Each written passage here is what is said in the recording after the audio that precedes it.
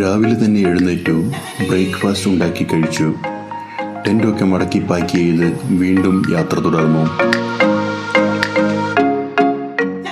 Bro of Birsay. ഇവിടെയായിരുന്നു Viking പ്രഭുക്കന്മാർ തങ്ങളുടെ രാജ്യം ഭരിച്ചിരുന്നത്. ഈ കടലിനപ്പുറം നോർവേ ആണ്.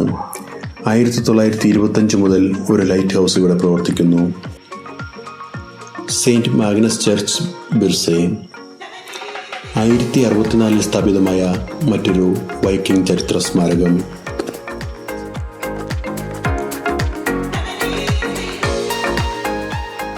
ബിർസെ ഏൾസ് പാലസ് 1569 നിർമ്മിക്കപ്പെട്ട ഈ കൊട്ടാരം അന്നത്തെ ഓർക്കനി പ്രഭുവിൻ്റെ ആയിരുന്നു. വളരെ ക്രൂരനായ ഒരു പ്രഭുവായി ചരിത്രം അടയാളപ്പെടുത്തിയ അയാളുടെ കാലശേഷം ഈ കൊട്ടാരം കാലക്രമേണ നശിച്ചുപോയി. ക്രൂരതയുടെ പ്രതീകമായി ഈ കൊട്ടാരം അസ്ഥികൂടം പോലെ ഇന്നും നമുക്ക് ചരിത്രം പറഞ്ഞു തരുന്നു.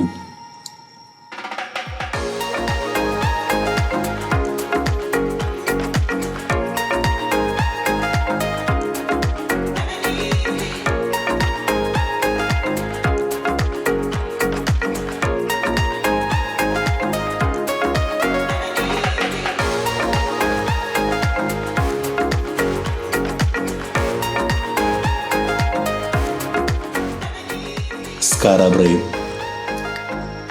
ദൈവങ്ങളും ഐതിഹ്യങ്ങളും ജനിക്കുന്നതിന് മുമ്പേ ഇവിടെ മനുഷ്യർ ജീവിച്ചിരുന്നു. 5000 വർഷങ്ങൾക്ക് മുമ്പ് 8ഓളം കുടുംബങ്ങൾ താമസിച്ചിരുന്ന ഒരു ശിലായുഗ ഗ്രാമം. സ്റ്റോൺഹെഞ്ചിനേക്കാളും പിരമിഡുകളെക്കാളും പഴക്കമുള്ളത്, മനുഷ്യൻ ലോഹം കണ്ടുപിടിക്കുന്നതിന് മുമ്പേ ഉള്ളത്.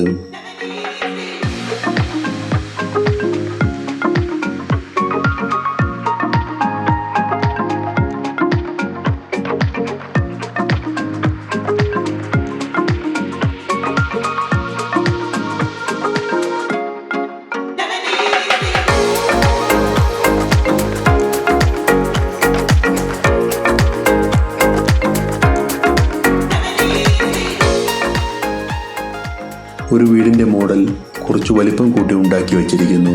കവേഡായ എൻട്രൻസ്, കല്ലുകൾ അടുക്കി ഉണ്ടാക്കിയ ഭിത്തികൾ, കല്ലുപാളികൾ കൊണ്ടുള്ള കട്ടിൽ, തുകൽ കിടക്ക് വിരികൾ, കല്ലുപാളികൾ കൊണ്ടുള്ള കബോർഡുകൾ, അലമാരകൾ, അടുപ്പുകൾ, ഭക്ഷണത്തിനായി പിടിച്ച മത്സ്യങ്ങളെ ജീവനോടെ സൂക്ഷിക്കാൻ വീടിനകത്ത് തറയിൽ വെള്ളം നിറച്ച ചെറിയ ടാങ്ക്.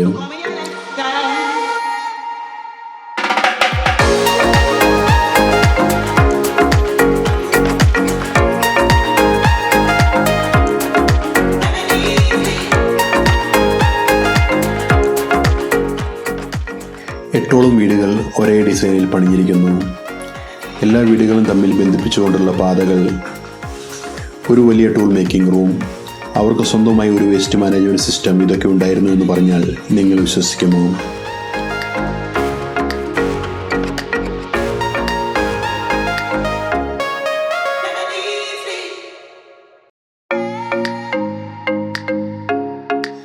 സ്കാരാ ബ്രേ വില്ലേജിൻ്റെ തൊട്ടടുത്താണ് 1600കളിൽ പണിയിപ്പിക്കപ്പെട്ട മനുഷ്യനായ സ്കൈൽ ഹൗസ്.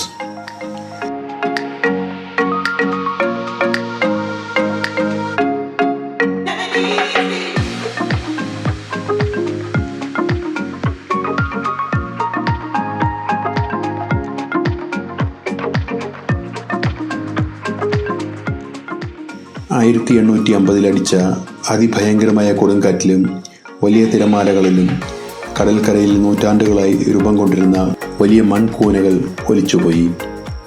ആ കാലഘട്ടത്തിൽ സ്കൈൽ ഹൗസിൽ താമസിച്ചിരുന്ന വില്യം വാട്ട് ആണ് ഒലിച്ചുപോയ മൺകൂനകൾക്കടിയിൽ ഒളിച്ചു കിടന്ന സ്കാരാ ബ്രേ വില്ലേജ് കണ്ടെത്തിയത്. ഗതകാല സ്മരണകൾ പേറിക്കൊണ്ട് സ്കൈൽ ഹൗസ് ഇന്നും അതുപോലെ സൂക്ഷിച്ചിരിക്കുന്നു.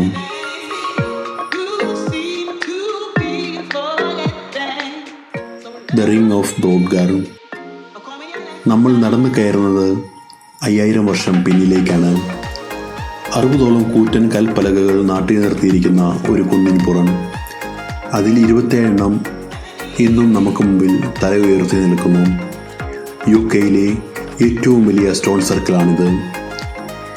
നിയോലിത്തിക് കാലഘട്ടത്തിലെ മതപരമായ ആചാരങ്ങൾ നടത്തിയിരുന്നതോ ജ്യോതിശാസ്ത്രപരമായ ആവശ്യങ്ങൾക്കോ നിർമ്മിച്ചതാകാമെന്ന് കരുതപ്പെടുന്നു. Stone of Stenness. ഇത് മറ്റൊരു സ്റ്റോൺ സർക്കിളാണ്. 3100 BC ഉണ്ടായിരുന്നുവെന്ന് കരുതപ്പെടുന്ന ഇത് റിംഗ് ഓഫ് ബ്രോഡ്ഗാറിനേക്കാൾ പഴക്കം ചെന്നതാണ്.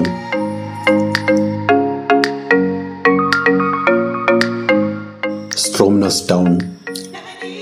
നിയോലിത്തിക് മനുഷ്യർ മുതൽ വൈക്കിങ്ങുകൾ വരെ ജീവിച്ചിരുന്ന കര. ഒരു കാലത്ത് ആർട്ടിക് വെയിൽ ഹണ്ടിംഗ് കപ്പലുകളുടെ ഇടത്താവളമായിരുന്നു സ്ട്രോംനസ് ഹാർബർ.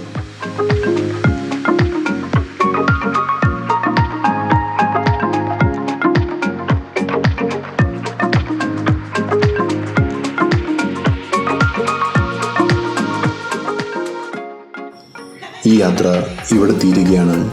കുറച്ച് ഓർഗാനിക് സ്പെഷ്യൽ സീ ഫുഡ് ലഞ്ചും കഴിച്ച്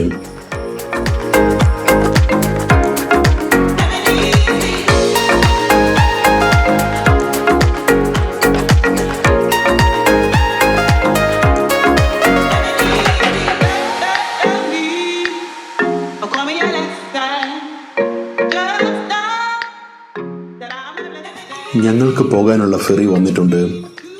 മെയിൻലാൻഡ് UK-യെ എല്ലാ ദ്വീപുകളുമായും ബന്ധിപ്പിക്കുന്നത് പ്രധാനമായും ഫെറി സർവീസുകളാണ്.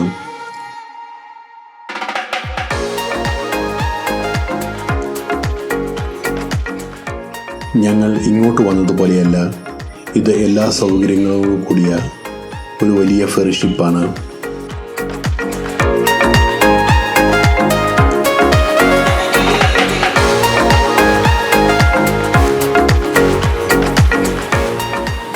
ഫെറി പുറപ്പെടുകയാണ്. സ്ട്രോംനസിനെ പിന്നിലാക്കിക്കൊണ്ട് വൈക്കിങ്ങുകളുടെ കടൽ ഗാനങ്ങൾ ഗതകാലത്തിൽ മുഴങ്ങുന്നു. ഗോഡ് ഓഡിൻ ഓർക്കനയിൽ നിന്നും ഞങ്ങളുടെ കപ്പലിനെ നോക്കി നിൽക്കുന്നു. ഓർക്കനയുടെ പാർക്കെട്ടുകൾ ചക്രവാളത്തിലേക്ക് മാഞ്ഞു പോകുന്നു.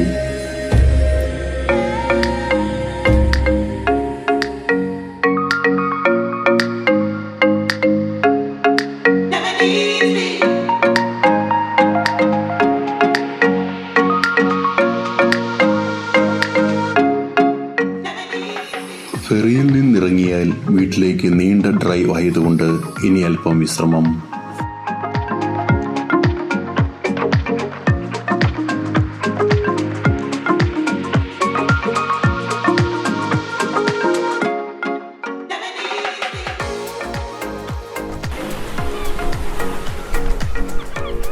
അങ്ങനെ മെയിൻലാൻഡ് UK-യിൽ എത്തിച്ചേർന്നു. ഈ സ്ഥലം തുർസോ ആണ്. ഇനി 400 മൈൽ കൂടി ഡ്രൈവ് ചെയ്താൽ വീട്ടിലെത്താം. ഞങ്ങളോടൊപ്പം സഞ്ചരിച്ച എല്ലാവർക്കും നന്ദി. അടുത്ത യാത്രയിൽ വീണ്ടും കാണാം.